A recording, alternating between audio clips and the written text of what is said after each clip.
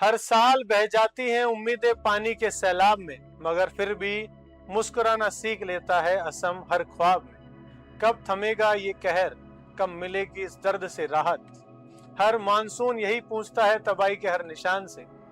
असम में फिर आई तबाही, आखिर क्यों हर साल डूब जाता है असम। क्या है इस बाढ़ का पूरा सच। नमस्कार, आप देख रहे हैं न्यूज़ 21 और मैं हूं आपके साथ निश्चमाल। भारत का पूर्वी उत्तर राज्य असम, जहां ब्रह्मपुत्र नदी को जीवनदायिनी भी कहा जाता है और विनाश का कारण भी। एक बार फिर यही नदी लाखों लोगों के लिए मुसीबत बन गई है। गांव पानी में डूब गए, खेत तबाह हो गए, हजारों परिवार बेघर हो गए और कई लोगों की जान चली गई। लेकिन सबसे बड़ा सवाल ये है कि आखिर असम में हर साल बाढ़ क्यों आती है। क्या ये केवल प्राकृतिक आपदा है या इसके पीछे मानवीय कारण भी है। सरकार क्या कर रही है और कौन मदद के लिए आगे आया है, और क्या इस समस्या का कोई स्थायी समाधान है। आइए जानते हैं पूरी कहानी। बाढ़ की शुरुआत कैसे हुई। जुलाई 2026 के मध्य में असम और उसके आसपास के राज्यों में, अरुणाचल प्रदेश, नागालैंड, भूटान के पहाड़ी इलाकों में लगातार भारी बारिश हुई।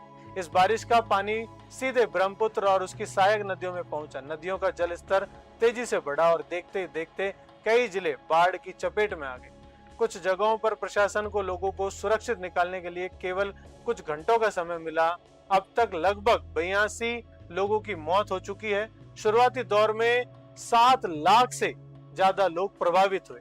वर्तमान में भी लगभग 2 लाख लोग बाढ़ के असर से जूझ रहे हैं। हजारों परिवार राहत शिविरों में रहने को मजबूर हैं।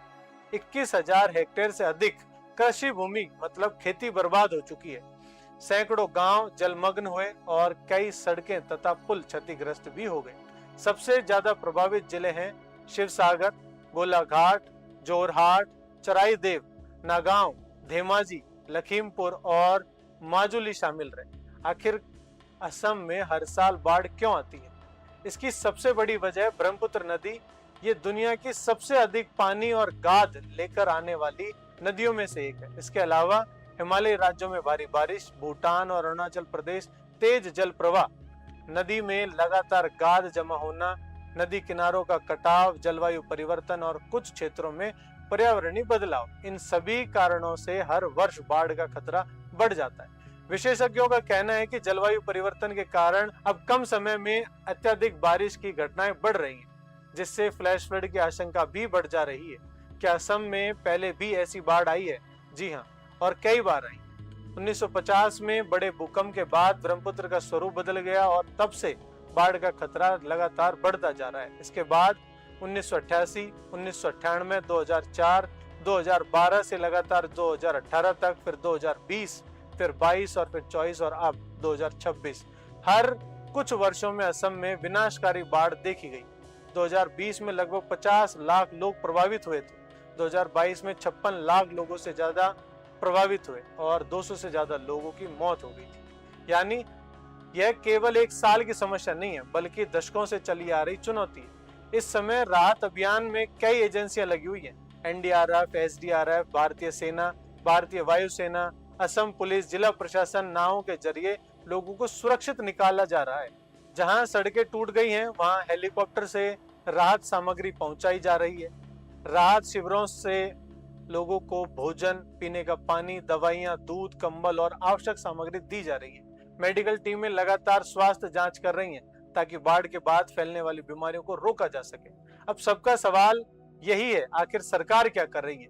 असम सरकार ने राहत और पुनर्वास को प्राथमिकता दी और मुख्यमंत्री हेमंत बिस्वा शर्मा लगातार प्रभावित क्षेत्रों का दौरा कर रहे हैं। राज्य सरकार ने राहत शिविरों की संख्या बढ़ाई, नुकसान का सर्वे शुरू कराया और कई प्रभावित परिवारों के लिए 6 महीने का लोन मोरेटोरियम घोषित किया। केंद्र सरकार ने भी एसडीआरएफ के तहत अतिरिक्त वित्तीय सहायता जारी की है और हर संभव सहयोग का भरोसा भी दिया है। इस आपदा में केवल सरकार ही नहीं बल्कि समाज भी आ गया है। Reliance Foundation, Goonj, Akshayapatra foundation, Action Aid, HelpAge India सहित कई संस्थाएं राहत सामग्री पहुंचा रही हैं। फिल्म अभिनेता सलमान खान की संस्था बीइंग ह्यूमन ने भी भोजन और आवश्यक सामग्री उपलब्ध कराई है। कार्तिक आर्यन ने मुख्यमंत्री राहत कोष में 1 करोड़ रुपए का योगदान भी दिया है। कई स्थानीय स्वयंसेवी संगठन, धार्मिक संस्थाएं और हजारों नागरिक भी भोजन, कपड़े और दवाइयां उपलब्ध करा रहे हैं। वन्य जीव भी प्रभावित हुए हैं। बाढ़ का असर केवल इंसानों पर ही नहीं, विश्व प्रसिद्ध काजीरंगा राष्ट्रीय उद्यान में भी जलभराव हुआ है। कई जंगली जानवर ऊंचे इलाकों की ओर जाने को मजबूर हो गए और वन विभाग लगातार उनकी सुरक्षा में जुटा हुआ है।